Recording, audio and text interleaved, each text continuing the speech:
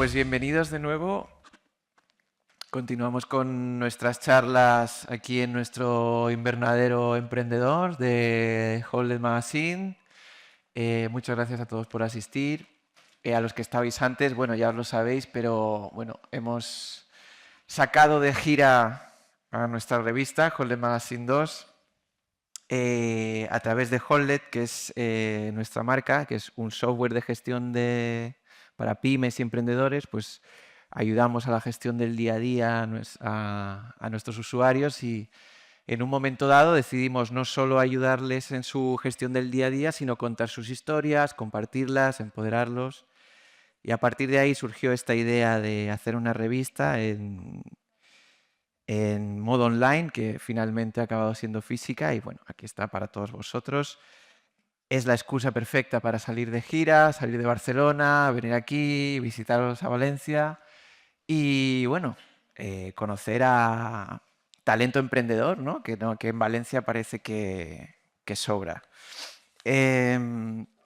Ahora hemos estado hablando primero de proyectos que están como en fase más semilla, como que están empezando. Ahora vamos a subir un poquito digamos, de la ruta natural, ¿no? De lo que sería una planta y vamos a hablar como más de crecimiento. Para ello tenemos 4 invitados de lujo. Muchas gracias a todos por estar aquí. Empezamos por Ana Climent, de Cacliment, que es una empresa dedicada a cultivar variedades tradicionales de cacahuete en peligro de extinción. Cuentan con semillas propias desde hace más de 100 años. Increíble. Ana, bienvenida. Tenemos a Daniel Matoses, de Impressum, una imprenta online cercana, profesional, ecológica y que además somos primos hermanos de revista porque ellos cuentan con la publicación local desde 2004, 5 números, si no me equivoco, van ya publicados y bueno, como que amplían su campo de acción más allá de la ilustración, el diseño y las artes gráficas con esta revista que tenéis a vuestra disposición aquí. Podéis echarle un ojo, es una de ellas, una de las protagonistas de esa revista es Ana, Sí, o sea que qué mejor que sí, teneros sí, la podéis coger aquí a los dos. para llevarosla. Exacto. Tenemos a Alfonso Saura de Clotzi, bienvenido. Gracias.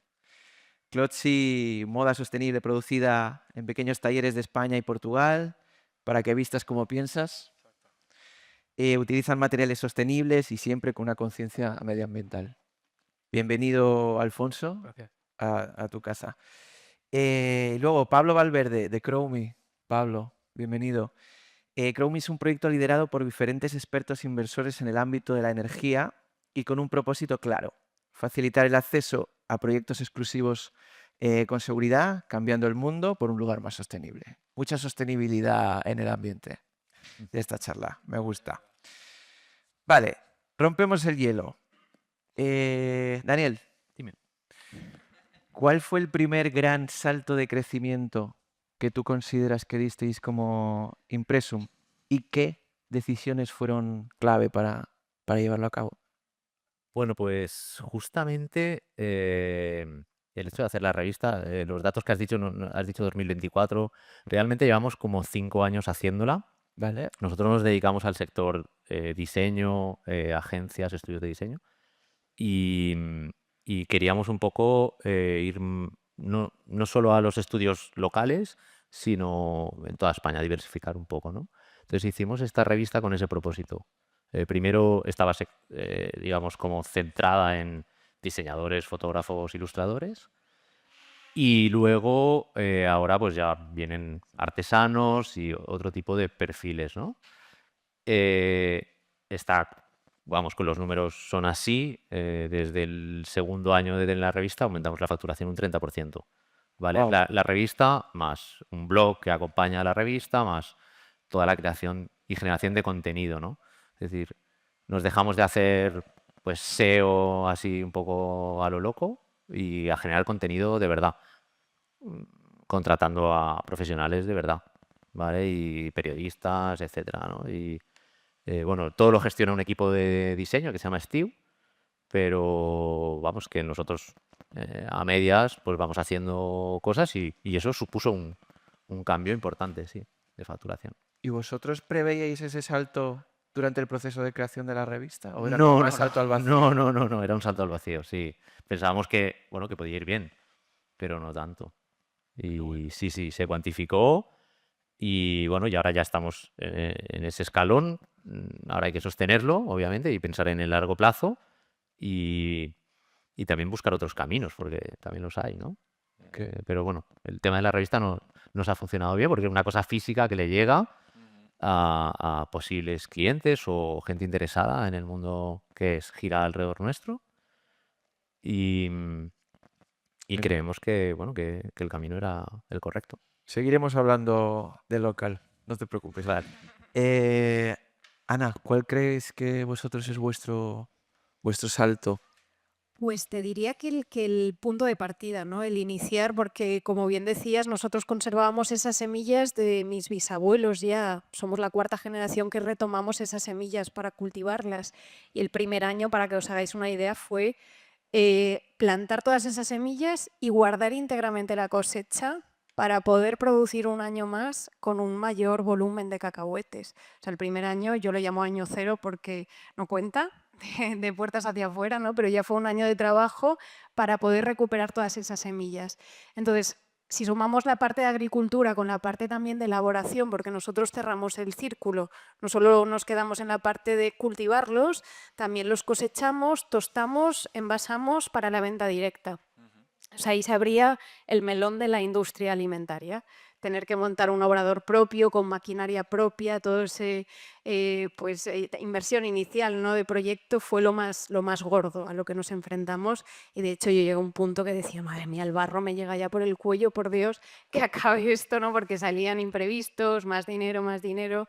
Y estás ya en un punto de desarrollo que dices, hay que echar para adelante como sea, ¿no? Y ya conseguimos empezar a vender la primera cosecha, empezar a recuperar esa inversión inicial y ahora ya estamos en un punto más estable. Pero sobre todo fue el inicio lo más fuerte. No más. Wow. Pablo, ¿cuál crees tú que fue ese clic que hizo CrowMe? Ahora sí. ¿Qué tal? Pues realmente nosotros, yo creo que el punto así de inflexión real de CrowMe fue un momento en el que conseguimos la tipología de proyectos que queríamos lanzar. Para poner un poco en contexto, que aunque nos has introducido muy bien, nosotros lo que hacemos es poner placas a industrias. Las industrias se pueden poner placas a coste cero y los inversores ganan una rentabilidad con eso. Eso es lo que nosotros hacemos. ¿Cómo lo hacemos así? De forma rápida.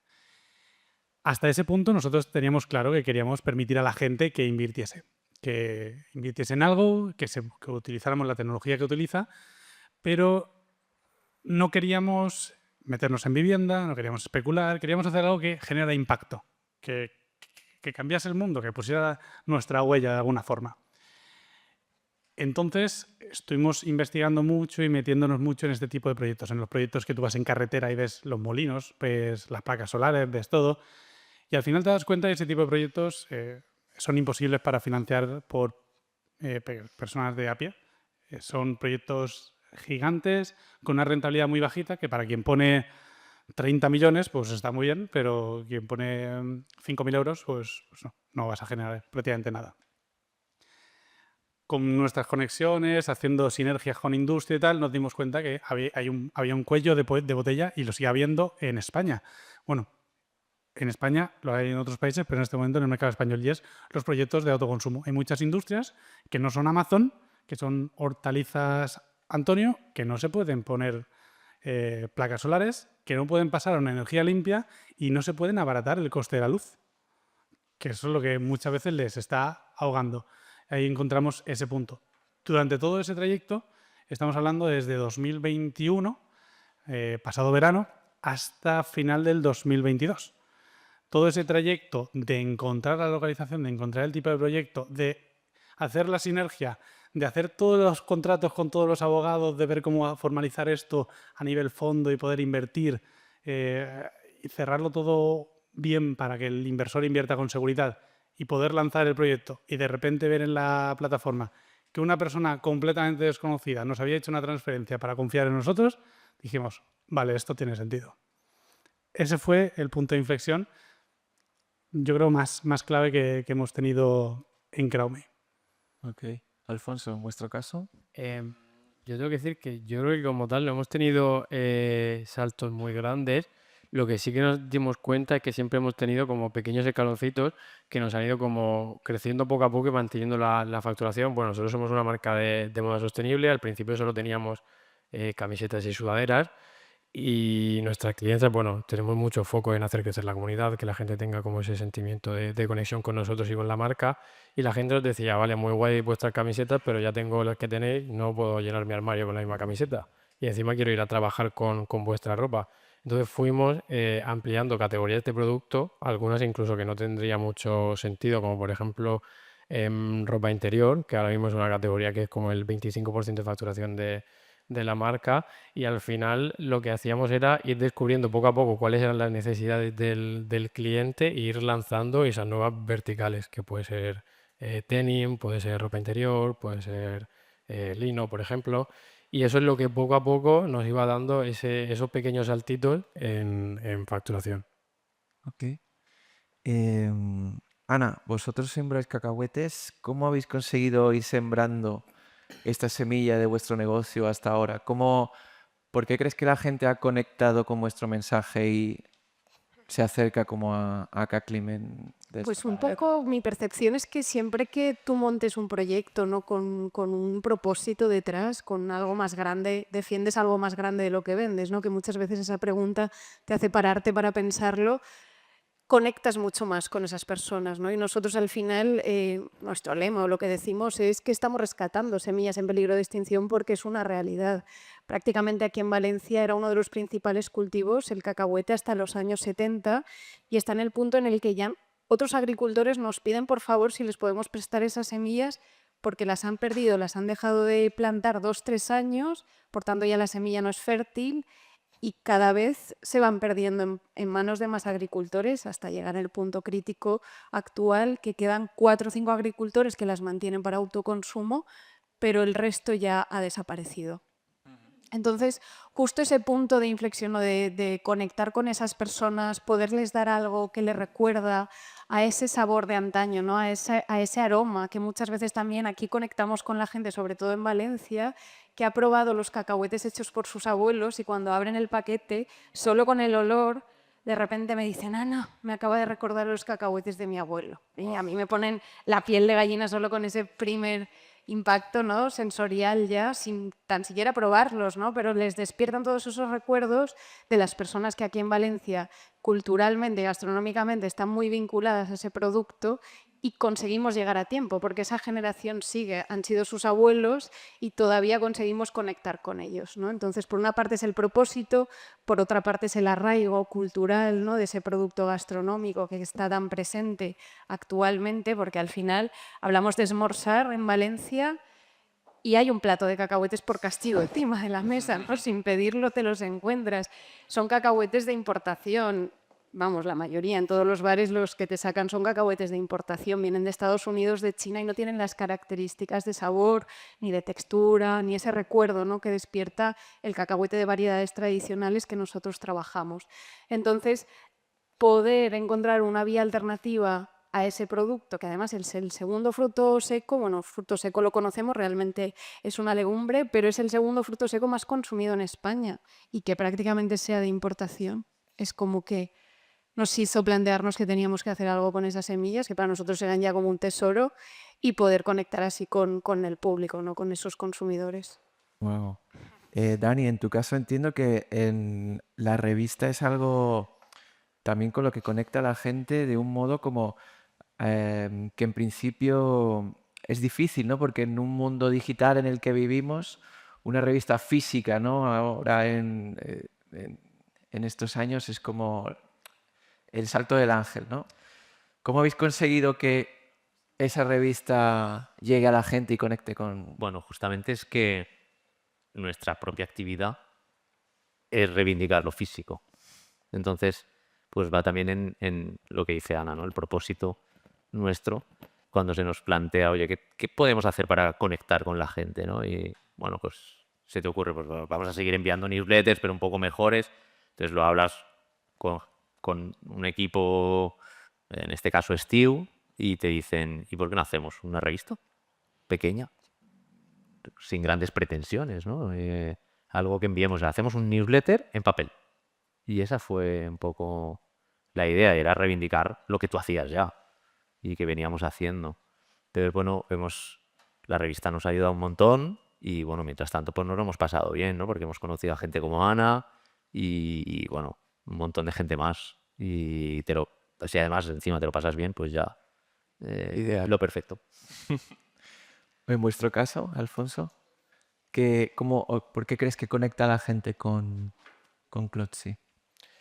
En nuestro caso principal yo creo que es por la marca personal, que mi socia Ángela está como todo el día compartiendo un poco qué es lo que hay detrás. Yo creo que igual que hace unos años con la comida, la gente quería saber de dónde venían los productos, cómo se habían cultivado y todo, pues con la ropa yo creo que poco a poco la gente va tomando esa conciencia. Bueno, en realidad creo que hay como dos vertientes, el ultra fast fashion, de igual gente joven con Shein, Temu y todo esto, y luego gente que sí que viste un poco más consciente y que quiere saber qué es lo que hay detrás de su prenda, quién la ha fabricado, en qué condiciones, qué materiales se utilizan, qué químicos se han utilizado. Y eso es un poco lo que estamos contando nosotros, un poco el detrás. Nosotros tenemos la gran suerte de poder ir a los talleres y grabar quién lo hace, quién cose tu zapatilla, quién cose tu camiseta. Y creo que toda esa parte de creación de contenido y volver a poner de valor. Muchos de nuestros talleres, por ejemplo, están en Campillo de Alto Buey, que es un pueblecito de Cuenca de 1.200 habitantes. Pues ese pueblo sobrevive gracias a esa fábrica de jerseys. Entonces, al final la gente conecta muchísimo con eso, con la historia y con ese aporte extra de valor de volver a hacer la ropa de calidad y duradera. Ok. Entiendo, Pablo, que vosotros también, gran parte de conectar con la gente será lo que hay detrás de sus proyectos que estáis Aquí llevando a cabo. hay una cosa interesante y es que nosotros ahora justo estamos dándole como que nos hablábamos afuera con los compañeros de Workable, un cambio a este branding para conectar todavía más, pero hasta este punto la conexión real que existe sobre todo es que en finanzas, en lo que es inversión, tú tienes que confiar. Y eso es una cosa de las cosas de lo que más hemos intentado trabajar desde el principio. Tú cuando vas a invertir, al final estás dando dinero a alguien desconocido. Y de repente aparecen 3 chavales, yo tengo ahora 31, pero cuando empecé 27, mi socio 24 y el otro 28. ¿Le vas a dar tus ahorros a 3 críos? Uf, tía, ahí está complicado porque tienes productos como el Santander, tienes productos gigantes, enormes, que puedes confiar más. Entonces, nuestro trabajo fue mucho el no solo ir con la mano de la sostenibilidad, lo cual también es bueno y que estás ayudando a las empresas a poner placas, a todo esto, sino también trabajar día a día con SEO, con reseñas, con los clientes, la transparencia y la confianza. Nosotros siempre estamos para ellos, siempre le hemos cogido el teléfono. Si a mí me llamas un domingo 8 de la tarde, te lo cojo. ¿Quieres una videollamada? Nos reunimos, vamos a ver qué ha pasado con tus inversiones. Y lo hablamos. Y eso es importante porque la gente después lo vas viendo en los comentarios, que poco a poco pues, nos van dejando más reseñas, y ves que hay esa transparencia. Y la gente, aunque haya un pequeño problema o tengamos cualquier problema que puede surgir en un proyecto o lo que sea, te das cuenta como estos clientes te defienden. Oye, no, porque a lo mejor se enfada alguien. No, fíjate cómo ahora lo van a resolver porque pasará esto y ya pasó no sé qué, pero ellos van a estar aquí y tal. Y ese trabajar, esa transparencia y esa confianza ha hecho que los clientes sientan parte de esto, ¿no? Y transmitas esa conexión con ellos. Eso creo que es súper importante en un negocio como por ejemplo es el financiero, que al final no te vendo, ¿no?, algo tangible y rápido como puede ser por ejemplo una ropa que tú si llega y te gusta, pues maravilloso, pero si no, pues nada. Esto tú me das el dinero y confías en que yo te voy a devolver más dinero. Y eso, la confianza y la transparencia es muy clave. Desde luego. Y ya que estás con el micro, Pablo, Claro. cuando un proyecto se empieza a sembrar, empieza a crecer, ¿cuál es el rol de la persona que lidera ese proyecto? En tu caso, 3, si no Somos me 3, sí, sí. equivoco. ¿Cómo os vais adaptando en ese rol al ir creciendo? Como hablábamos en la charla de antes, no sé si lo escuchaste o no, pero la gente tenía muchos problemas a la hora de... Bueno, muchos problemas no, que una de las cosas en las que pensaban eran delegar, ¿no? cuando estás creciendo. ¿Cómo habéis vivido vosotros ese crecimiento y cómo estáis delegando, repartiendo esa responsabilidad entre vosotros tres? A ver, es cierto que es complicado, ¿no? Cuando es tu bebé y tú empiezas a crecer tu proyecto y tu cosa, te cuesta como dejar las cosas y no tocarlo tú, ¿no? El trae que ya lo hago yo. Eso es verdad que es complicado. Siempre uno considera, no es que sea así, que "Oye, es que yo lo hago mejor". No tiene por qué. Y luego además tú también, conforme vas creciendo el equipo, tienes que hacer otras tareas de management, otras tareas de gestión de equipo, de motivar al equipo, de liderarlo, eso también conlleva, ¿no? Entonces, desde un principio, nosotros tres, lo bueno es que nosotros pasamos un proceso de Demium, que ahora ya no está la incubadora, pero seleccionaban los perfiles y por eso nos unimos en un proceso de selección bastante chulo, más que por el proyecto que vas a hacer, por el perfil. Y dentro ya haces un proyecto, ¿no? Entonces, Fernando es ingeniero aeroespacial, es un coco, trabaja muy bien con los proyectos, va con la ingeniería y entiende muy bien la parte de la finanza conectada con la parte de los proyectos solares. Joshua es ingeniero de software, por lo tanto, toda la parte tecnológica para montar la el sistema bancario lo monta él. Y yo soy diseñador y licenciado de marketing. Entonces, yo llevo toda la parte de marketing, de marca, de diseño, de toda la... Entonces, esa conexión ya desde el principio era muy fácil manejar cuáles eran tus roles. Cuando vas creciendo, pues no puedes dedicarlo a todo, ¿no? En el caso, por ejemplo, del marketing, pues tenemos una persona que escribe, ya no te lo escribe todo, un copy dedicado a escribir. Obviamente tienes que ir de la mano con él, pero después, oye, toda la confianza para esa persona porque tienes que confiar que esa persona es buena y posiblemente mejor que tú. Seguramente. Y así con todo el equipo. Entonces, es verdad que cuesta un poco al principio esa, como, no lo voy a hacer yo, tengo que simplemente estar detrás. Cuesta si una persona no lo ha hecho nunca o si solo has hecho creación de proyectos, ¿no? Hasta fases tempranas.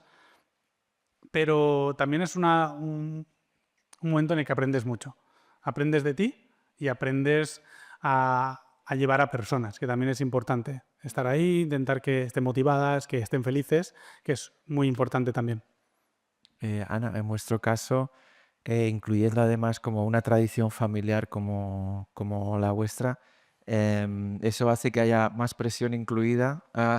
Sí. Puede ser. Muchas veces se me preguntan esa relación familiar, ¿no? Porque está mi padre sobre todo liderando la parte de campo, yo le ayudo también en el campo, pero lidero la parte de elaboración, el tueste, la venta, la comunicación del proyecto, toda la parte de finanzas. Entonces ahí sí que llega una unión en la que somos más fuertes, obviamente, porque se potencian las habilidades de cada uno, pero también hemos aprendido a ponernos como límites de parcelas, ¿no? O no, hasta aquí entras tú y ya si hay una confrontación porque hay dos opiniones, si estás en tu área, decides tú, si estoy en mi área, decido yo, ¿no? Y un poco también para evitar esos posibles conflictos que con el día a día y el trabajo puedan surgir. Entonces sí que muy a risas y de buen rollo, ¿no? Pero sí que al final decidimos hacer un poco esas parcelitas simplemente para estar entre nosotros de acuerdo en esa toma de decisiones. Y un poco la idea es seguir así, mantener ese orden, ¿no? Y ayudarnos también de gente externa, porque ahora mismo estamos agotando la cosecha. Este año ha sido el año que más pronto la hemos agotado. En 4 meses hemos conseguido vender toda nuestra cosecha y tenemos un plan para delegar en cierta forma con agricultores externos que puedan cultivar también ese cacahuete, porque necesitan hacer rotación en sus cultivos, les viene fenomenal poder plantar una leguminosa y estamos encontrando soluciones cercanas de agricultores próximos que están dispuestos a plantarnos, pudiendo así duplicar incluso nuestra cosecha para venderla a nosotros íntegramente con nuestros criterios de cómo cultivarlo, con nuestras semillas, siendo un poco nuestro patrón, pero sí que están súper interesados porque al final les estamos garantizando una compra de una cosecha bajo demanda, ¿no? Plántame tantos kilos de cacahuetes a este precio y te los voy a comprar. O sea, te tienes que despreocupar de esa venta, ¿no? Y así intentar también remar un poco a favor de esas pues oficios, ¿no? En el entorno rural que muchas veces, sobre todo en la parte agraria, están también pues más perjudicados, ¿no? Por la situación actual. Ok. Dani, en vuestro caso, ¿qué número de personas trabajáis en Impresum y ¿cómo os organizáis? ¿Cómo estáis organizando este crecimiento? Antes comentabas que la revista, en cierta manera, externalizáis Sí, una parte. sí, sí, sí. Ahora mismo somos 8 en la parte que es industrial, de producir las cosas, y esta agencia que es Estiu, que está aquí Diego, son 3 personas más. Y bueno, en lo que es la parte industrial, nosotros siempre, un poco, el equipo más o menos ha estado organizado de la misma manera, ¿no? Pero hemos fluctuado entre 6, un poco antes de la revista, ahora somos 8, probablemente acabemos siendo 10 en el largo plazo. No nos planteamos como un súper crecimiento, sino miramos muy poco a poco, ¿no? Contratar a una persona más tiene que estar todo bastante atado, ¿no? Y que sepas que funciona, ¿no? Y por lo que hablábamos un poco de los roles yo creo que el equipo, al final, bueno, gente que nos conoce de muchos años, que tenemos clientes de hace un montón de años, nos dice que es el ambiente también, ¿no? Cómo generas tu autonomía en que cada uno haga su labor. ¿Vale? Se forman pequeños equipos, pero somos un silo todos, o sea, es decir, de hasta 8 o 10 personas, eso es todo uno, ¿no? Entonces formas pequeños equipos de repente para una cosa, pero cada uno tiene mucha autonomía. Y eso es lo que otros, o sea, gente que ha venido oye, pues mira, vengo de otra imprenta y había mal rollo, ¿no? Y aquí se os ve a todos felices, ¿no? Y entonces estamos muy contentos de eso, de haber podido conseguir eso, que es una labor de todos, ¿no? Y eso también marca un poco el devenir de por dónde vayas a ir, ¿no? Te puede ir mal, pero si toda la gente que está currando más o menos es feliz, pues ¿Y qué recomendarías a estas empresas que están como creciendo, contratando, para que ese ambiente tenga lugar? bueno, si no hay alguien especialista digamos, en la parte laboral, pues es que si nace de alguien así como nosotros, que emprendes o que viene también de familia, en mi caso, pues tienes que formarte. Tienes que formarte para poder gestionar las cosas de una manera humana. Y bueno, es que es una parte muy importante, o sea, o quizá la que más, te diría. Sí. Total. Vosotros, Alfonso, ¿cómo estáis gestionando a nivel de equipo, de liderazgo, este crecimiento medido que comentabas antes? Pues nosotros es verdad que al principio cuando comenzamos éramos muy poquitos, obviamente éramos mi socia y yo y alguna persona, y como íbamos siempre justos de dinero, siempre acabamos contratando perfiles junior. Y uno de los cambios que estamos haciendo ahora y que estamos notando a mucho mejor es contratar menos, pero de más calidad, bueno, más que más calidad, con más expertise. Y ese, en vez de contratar a 2 o 3 personas, contrato solo a una, aunque sea mucho más caro, nos está funcionando mucho mejor. Luego en la parte también del equipo, de cómo mantener el buen rollo y todo eso, a nosotros sí que nos funciona, que muchas veces tienes que tomar decisiones que son difíciles de una persona que hace muy bien su trabajo, pero simplemente no encaja en la cultura, y muchas veces, por desgracia, tienes que prescindir de esa persona porque si no puede o generar un mal rollo o simplemente no encajar en el equipo y hacer que el resto de personas no trabajen bien.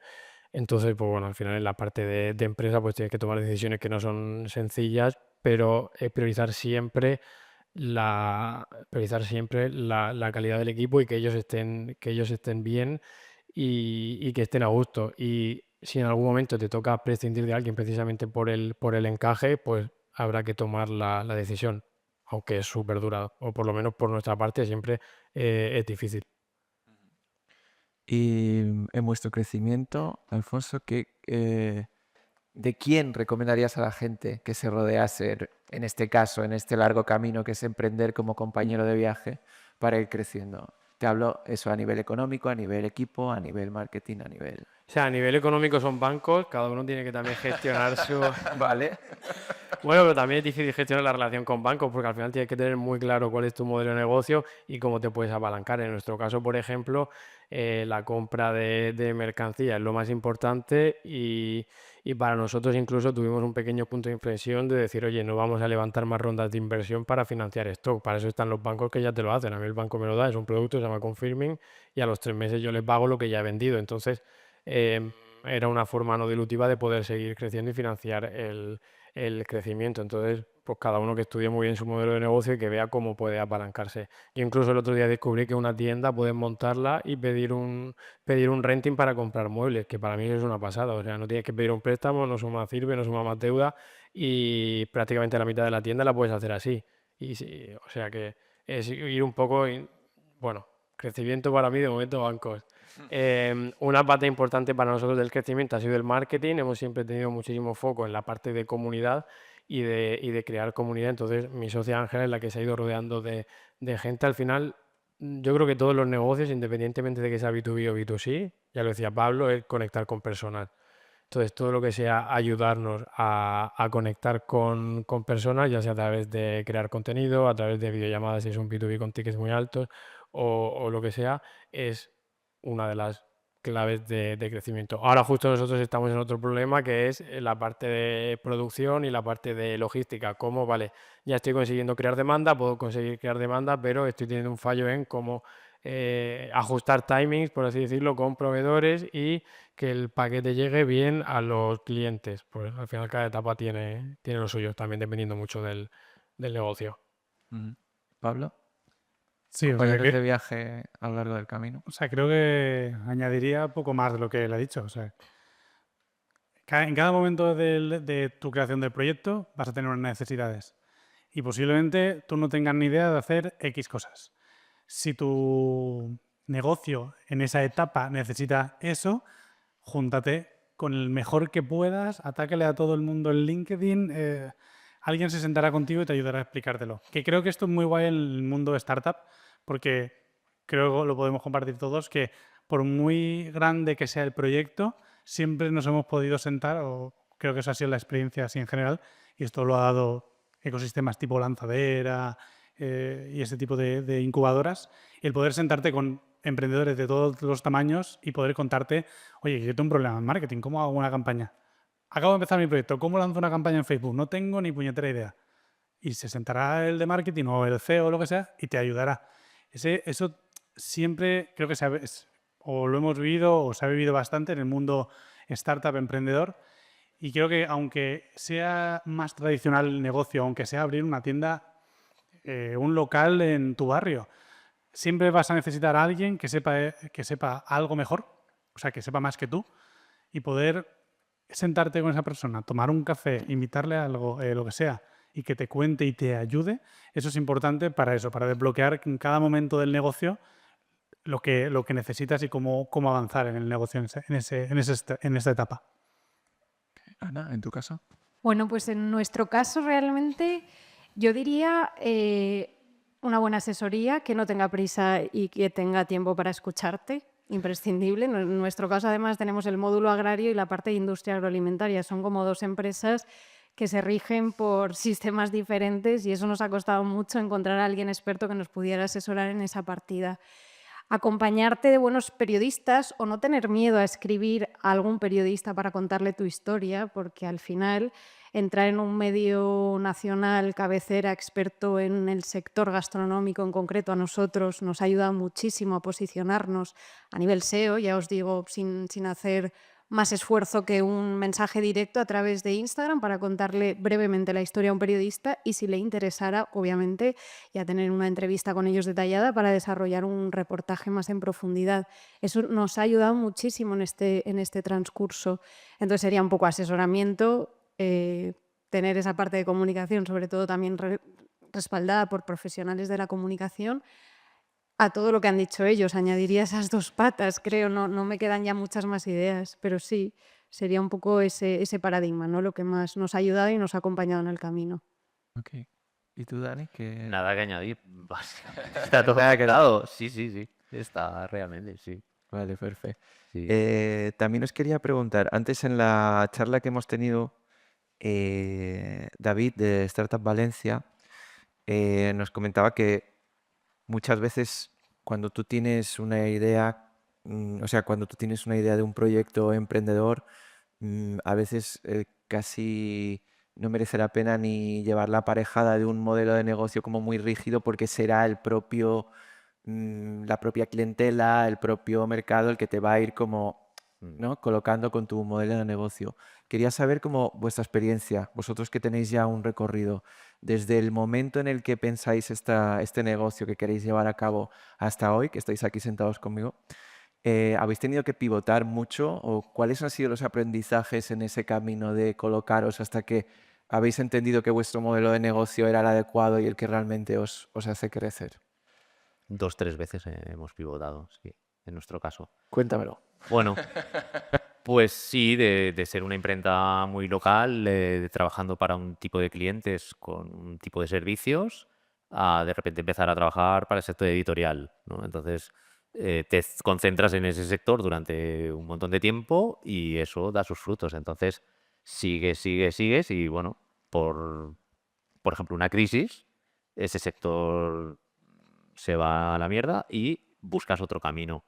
Y pivotas, por ejemplo, hace pues 15 años, pues creas una web y empiezas a vender cuando tu competencia no lo está haciendo. Y poco a poco, pues vas ahí. Y sobre todo los clientes también, son los que realmente te dicen, oye, esto lo hacéis muy bien. ¿Por qué no hacéis más veces esto con otros? Y te lo dicen. Y si escuchas un poco, a veces no escuchamos. Mantener bien abiertas Claro. las orejas, ¿no? Sí, es eso. Importante. Para mí sí. Alfonso, en vuestro caso. Buena pregunta. Sí, no, estaba pensando y hemos tenido que hacer bastantes cambios. Lo que pasa es que desde nuestro punto nosotros siempre hemos escuchado mucho al cliente, lo bueno es estar en redes sociales, incluso tener un grupo privado de Telegram en que la gente nos iba contando lo que iba necesitando. Entonces, en realidad era estar todo el rato en escucha activa del cliente. Un consejo que a nosotros nos ha servido mucho, que igual es por la mente más cuadrada de ingenieros que tenemos. O sea, somos dos ingenieros en el mundo de la moda, pero rápidamente nos dimos cuenta de que en realidad era lo mejor, porque cuando quieres llegar a ser una marca de moda, sobre todo un poco más grande y no diseño de lujo, por así decirlo, es que es más un negocio de administración y de estudiar números que en sí de diseño. Entonces era enamorarte un poco del camino y no del resultado o de tu idea. Entonces nosotros sí que estamos muy obsesionados en qué es lo que quiere el cliente y qué es lo que necesita, que es lo que nos llevó un poco a sacar ciertas categorías de producto, como decía al principio, por ejemplo, ropa interior. Nuestros proveedores nos decían, eres una marca de ropa, ¿qué haces sacando bragas? Por así decirlo. Y mi socio decía, y es que busco bragas sostenibles y no encontré ni una. Y encontramos un proveedor y, joder, lo que decía ahora, pues el 25% de la facturación es nuestra principal categoría. Entonces es estar como muy obsesionado por qué es lo que quiere el cliente y darlo. Y si en ese momento el mercado no demanda una cosa, pues al final creo que en esto nos ha ayudado mucho tener la visión de tener claro tu porqué, de oye, ¿qué quiero conseguir yo? Hacer diseños bonitos y venderlos o generar un impacto real en el mundo de la moda a través de la sostenibilidad. Pues lo bueno de ese porqué es que engloba bastantes cosas muy distintas que sí te pueden permitir pivotar muchas veces. Ok. ¿Pablo? Creo que ha dicho una cosa también muy chula, que es no te enamores ¿no? del proyecto en sí, sino del camino, porque aquí pueden pasar muchas cosas y nosotros en lo de pivotajes, los tres fundadores fundamos otro proyecto antes que este y a los 6 meses, la manera. O sea, no pasa nada, es lo que hay. O sea, estas cosas vienen en el mercado. Lo que sí que vimos es que los tres juntos éramos capaces de hacer un proyecto rápido, validar rápido, sacar cosas. Entonces dijimos, hay que seguir juntos y hay que hacer otra cosa. Entonces ahí te das cuenta de esto. Y luego ya he contado uno antes, que era el cambio de paradigma en cuestión a los proyectos. Y vamos a los proyectos estos que están en el suelo y te das cuenta que nosotros al principio permitíamos que la gente invirtiese de 100 euros. 100 euros en un proyecto así, lo que ganabas al año eran entre 1 o 2 euros. Pues claro, la gente pone 100 euros y gana 1 euro, pues a eso no pongo nada. Sin tampoco que, o sea, ese euro no le da ni para una cerveza. Es que tampoco, no lo iban a hacer. No tenía sentido. Entonces ahí fue realmente el primer pivotaje de buscar a alguien que nos ayudase en la parte de proyectos y ver las necesidades reales del mercado. Cambiar ese paradigma. Luego, por ejemplo, los cambios han sido lo de la entrada, el ticket de entrada. Lo hemos ido aumentando. El último ha sido este año. Empezamos con 100 euros, luego con 1.000 y luego con 5.000. Y parece un cambio así. Nosotros queríamos permitir a todo el mundo que pudiese invertir en esto, pero te das cuenta que la gente que invierte 100 o 1000 euros, habrá gente que no, de hecho la hay, pero en general la mayoría no tiene ni idea de finanzas, no tiene ni idea de lo que vale el dinero o cuánto se puede generar, y gente que ponía 100 euros decía, yo quiero ganar 100 euros al mes, y dices, ya, pero no te puedo multiplicar el dinero así, si no ya seríamos todos millonarios.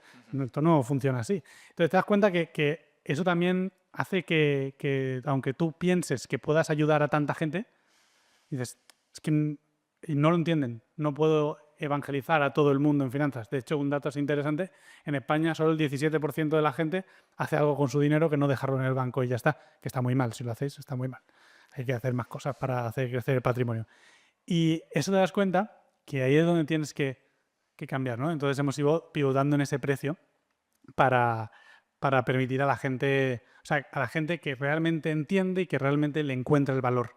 Y por último es lo que estamos haciendo ahora, que es un rebranding bastante grande de cómo llegar a la gente, que, bueno, te das cuenta que todas las empresas de inversión, tú te metes y es como los bancos, una página u otra te cuentan lo mismo y es un escaparate. Bueno, pues ¿qué tiene este banco que no tiene el otro? Su cuenta nómina, su cuenta de ahorro, su cuenta corriente, lo mismo para todos. Lo mismo pasa con las inversiones. Te metes en una, te metes en otra, te metes en otra y te pasa lo mismo. Y eso es un aprendizaje también, ¿no? Diferénciate de alguna forma contra los grandes competidores, ¿no? Igual que ellos han diferenciado de alguna forma, o cualquiera de los que estamos aquí, tienes que competir con empresas enormes. Entonces, le estamos dando esa vuelta para conectar directamente con la experiencia del cliente, con su objetivo de por qué invierte y no simplemente el invertir para ganar un poco más de dinero y ya está. ¿No? Es un poco, eso yo creo son los pivotajes así más grandes y más importantes que creo con lo que se puede aprender de la experiencia nuestra. Ana, en vuestro caso. Pues estaba pensando y sí que realmente al inicio porque ya hace 3 años de nuestro comienzo, ¿no? La primera cosecha a la venta, yo estaba convencida de que mi público era el B2C, porque me gustaba mucho, creía que podía conectar muy bien, que conectaba, pero en todas las mentorías, todos los programas de formación que iba haciendo, al primer mentor que le contaba mi proyecto me decía, Ana, esto es B2B, Ana, esto es B2B. Y yo, no, vamos a darle una oportunidad, pero yo creo que hay potencial, tal. Pues nada, 3 años después, igual el tema de la facturación se ve reflejado. Más de un 60% es B2B ahora mismo, el resto B2C, y te vas dando cuenta que también tú puedes tener unos intereses, unas necesidades o unos gustos, unas prioridades, pero el camino te va a llevar por otros derroteros, ¿no? Y lo haces también con esa parte de enamorarte del proceso, porque ahora, por ejemplo, estoy enamorada con ese canal B2B. Estoy trabajando con chefs increíbles a nivel Comunidad Valenciana, con Begoña Rodrigo en La Salita, Fierro, con Carito y Germán. Bueno, personas súper inspiradoras que te ofrecen una visión totalmente diferente de tu producto, ¿no? Y encuentras siempre ese lado positivo que no te esperabas o que no te interesaba tanto y que, pues, bueno, un poco la inercia te ha llevado hasta él. Ese sería uno de los grandes aprendizajes, ¿no? Pivotajes del proyecto.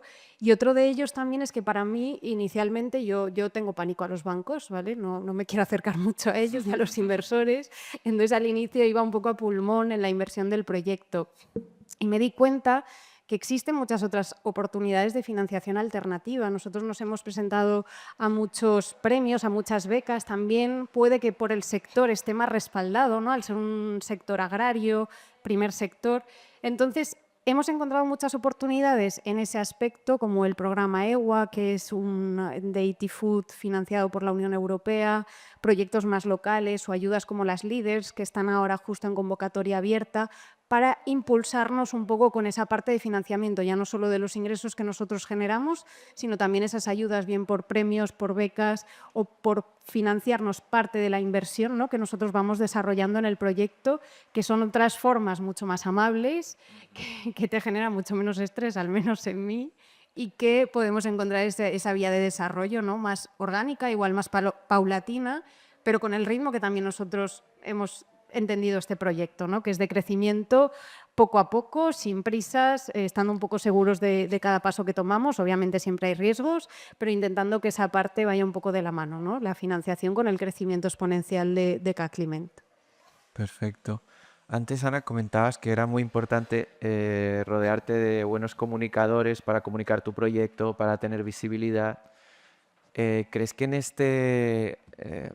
esta evolución como de ser un proyecto más eh, en estado semilla, ser algo como más desarrollado, tiene mucha influencia las redes sociales, la exposición, que te conozcan? Y en ese caso, ¿cómo le recomendarías a las empresas que las utilizasen para que realmente eso tuviese un impacto positivo y fuese como positivo para su marca, para el crecimiento de su marca? Totalmente, es una herramienta más comercial, por así decirlo, ¿no? Al final las redes sociales son tu escaparate, tienes que mostrarte tal cual eres, transmitiendo tus valores, tus creencias, tu esencia de marca. Nosotros lo hacemos de una manera muy transparente, no contratamos fotografía externa, lo hacemos con el móvil, recursos mínimos, ¿no? Pero también queremos dar esa parte de transparencia y honestidad en la marca, ¿no? La realidad tal cual es. Al final contamos anécdotas de cómo procesos que se hacían así en los años 70 los seguimos haciendo así porque todavía no tenemos máquina, con un poco tono de humor, ¿no? Porque nos ves de repente con unos ventiladores enfocando a los cacahuetes para separar la hoja del cacahuete una vez los cosechamos. Son formas súper arcaicas, ¿no? de trabajar, pero todavía nos faltan procesos por mecanizar. Entonces también mostrando esa realidad del proyecto, ¿no? Para que la gente de esta manera también valore y aprecie toda la artesanía que hay detrás de cada cacahuete que al final consumen entre amigos, ¿no? O con su familia.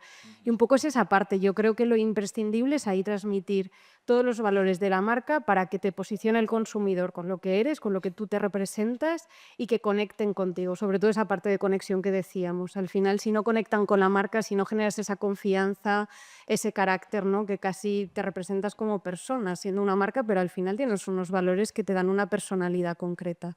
Y de esa manera rompes un poco esa distancia que hay con el consumidor, que muchas veces nosotros, al no tener una tienda física propia, tampoco podemos decirle, oye, ¿cómo están estos cacahuetes? A la persona que se los está comiendo. Solo en ferias muy puntualmente podemos hacerlo.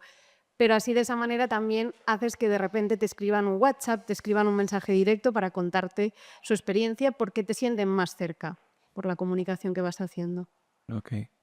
Dari, en vuestro caso entiendo que las redes sociales también hacen de catálogo de Impresum. ¿Cómo Sí, gestionáis?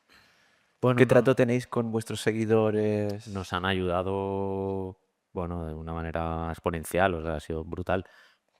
¿Cómo lo hacemos? Pues bueno, como podemos, porque también si crece mucho de golpe, necesitas herramientas, ¿no?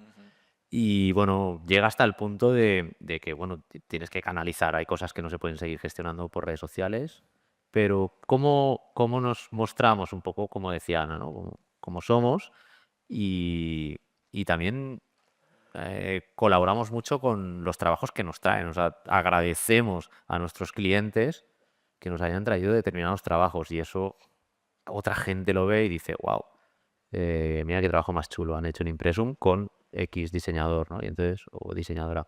Y, y eso nos ha ayudado, ¿no? Agradecer a la gente que te traiga determinados trabajos. Y cuando los muestras y los muestras bien y con un tono adecuado, la cosa surge, ¿no? Hay diálogo, ¿no? De la gente, pues obviamente te escribe, yo quiero esto, me gusta. Perfecto. Vosotros, Alfonso, entiendo muy importante, ¿no? Sí, nosotros redes sociales es lo más importante, te diría más del 90% de la facturación de la empresa se hace todo online a través de redes sociales.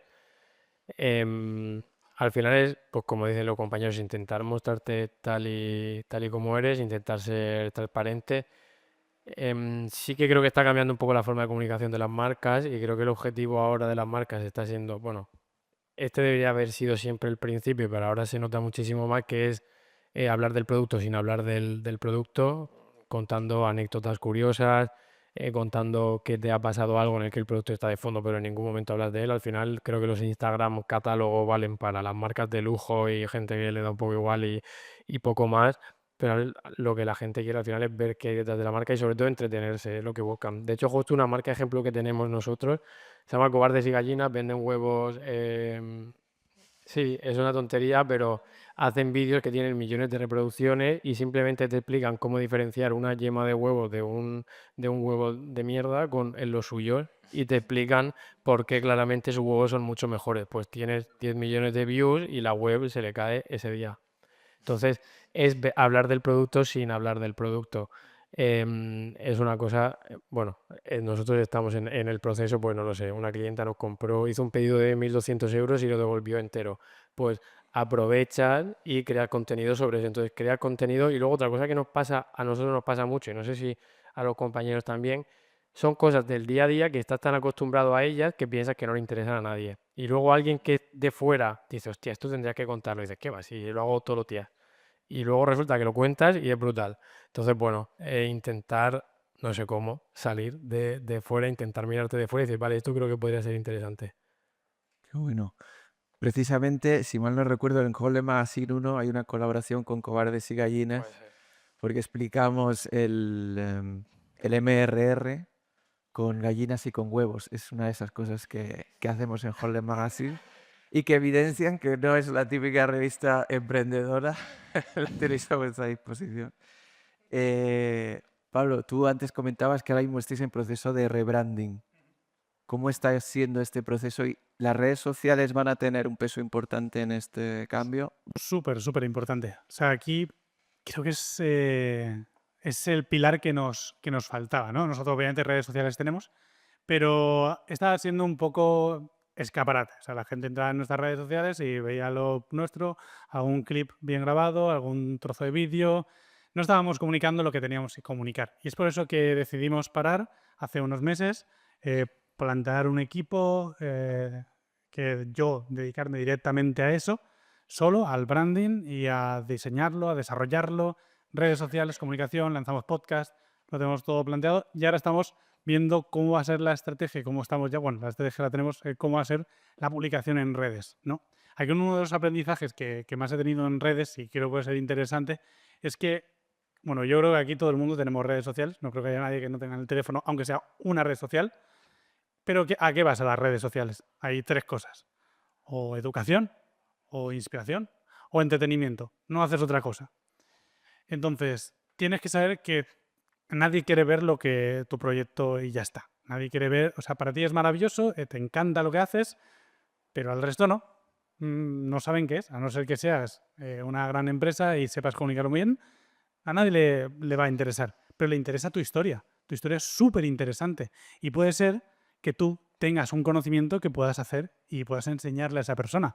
O al contrario, seas muy showman y puedas enseñarle a esa persona haciendo gracia o lo que sea. O inspirarle.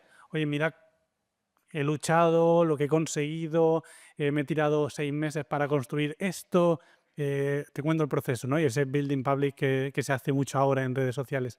Eso es súper importante y eso es lo que nosotros estamos intentando trasladar, que es el pilar fuerte que nos faltaba. Por lo que comentaba, nosotros un escaparate, pero a la gente en finanzas no le interesa el escaparate, pero sí que le interesa, ¿tú para qué vas a invertir? O sea, ¿tú por qué quieres ganar, o sea, como con tu sueldo, ¿por qué quieres ganar más dinero? ¿Para tener un cero más en el banco no quieres? Eso no lo quieres. O sea, sí, pero hay algo más. ¿Qué quieres? Una casa, un coche, una casa en la playa, viajar todos los años bien, poder tener un hijo o incluso llevarlo a un mejor colegio. Ese es el fin último que realmente podemos transmitir y que podemos llevar la marca a decir, esta experiencia, esta inspiración es lo que podemos llegar. Y creo que es importante que cualquiera de vosotros que queráis lanzar o que tengáis un proyecto o incluso para vuestras redes sociales, si queréis contar cualquier cosa, es seguir nuestros 3 pilares y contar vuestra historia porque seguro que hay mucha gente que quiere escucharla.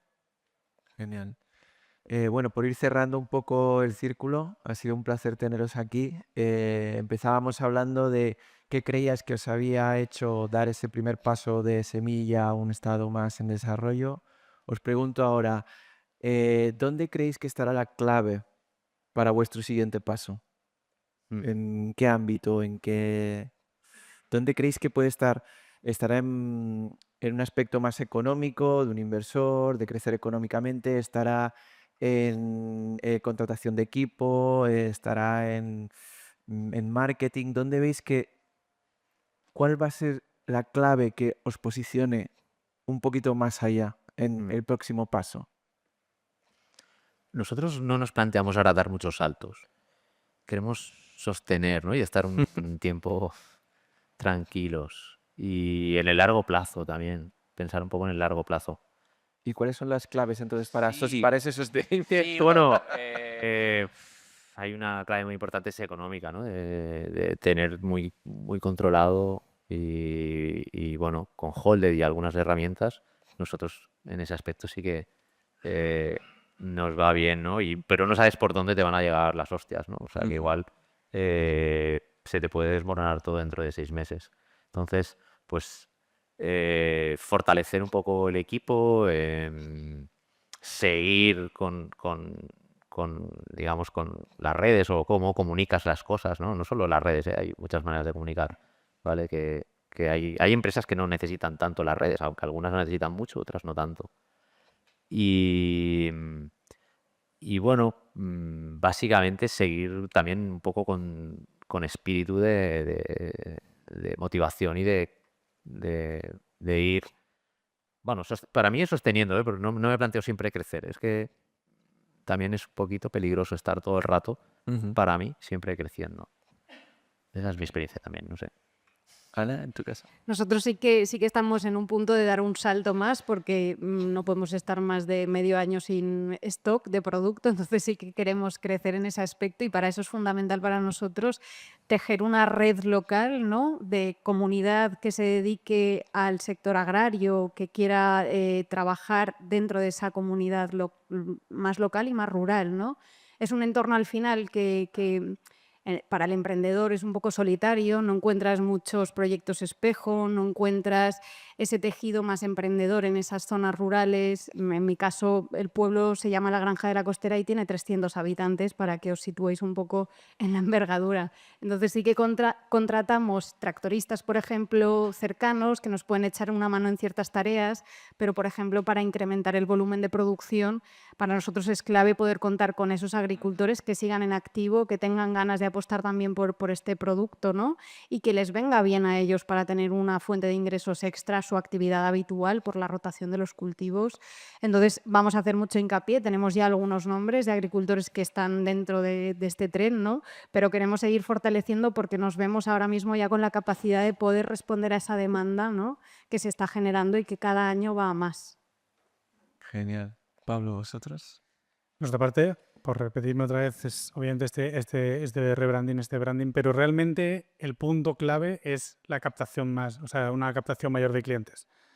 Nosotros estamos expandiendo mucho, o sea, estamos cogiendo muchos proyectos, tenemos una capacidad de proyectos de inversión muy grande. De hecho, ya estamos viendo para cerrar proyectos fuera, en diferentes países, tanto de Europa como en América, pero es cierto que se necesitan más clientes, ¿no? Más gente que quiera invertir.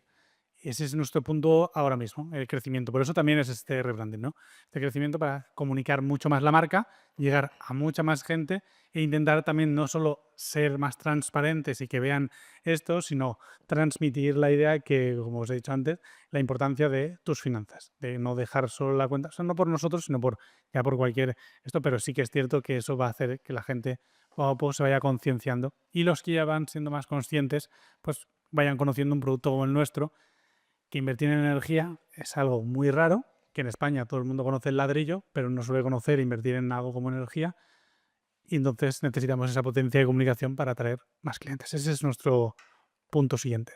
Genial. ¿Vosotros, Alfonso? ¿Plotzi? Pues nuestro objetivo del año, aunque parezca contraproducente, es mantener el foco. Yo no sé si aquí pasará, pero tanto mi socia como yo somos como de mente súper hiperactiva y siempre tenemos 10.000 vías por las que poder tirar. De hecho, una de las cosas que nos proponemos es no ir con nuestras ideas a los trabajadores, porque te levantas una mañana con 10 ideas, las quieres transmitir todas y dices, tío, pero si ayer me decías que tenía que hacer esto y tengo que tirar todo lo que hice ayer y empezar. Entonces, tengo que aprender a estar callados. Y eso, yo creo que una vez te pasa cuando ya tienes cierto tamaño, que tampoco es que nosotros seamos gigantes, es que te surgen muchas oportunidades y tenemos que aprender a decir a cuáles sí y a cuáles no. Yo por mí pues haría internacional, haría B2B, haría wholesale, abriría Corte Inglés, abriría tiendas en Madrid y Barcelona, o sea, En la cabeza tengo 1000 cosas, pero tengo que saber decir que no, a saber a cuáles tengo que decir que no, para enfocarnos en las que ya nos están funcionando y eso seguir escalándolo. Muchísimas gracias, Alfonso. Muchísimas gracias, Pablo, por estar aquí. Ana, muchísimas gracias. Dani, muchísimas gracias. El trabajo de Dani de Impresum lo tenéis aquí expuesto, os lo podéis coger, lo podéis llevar a casa, disfrutarlo. Gracias.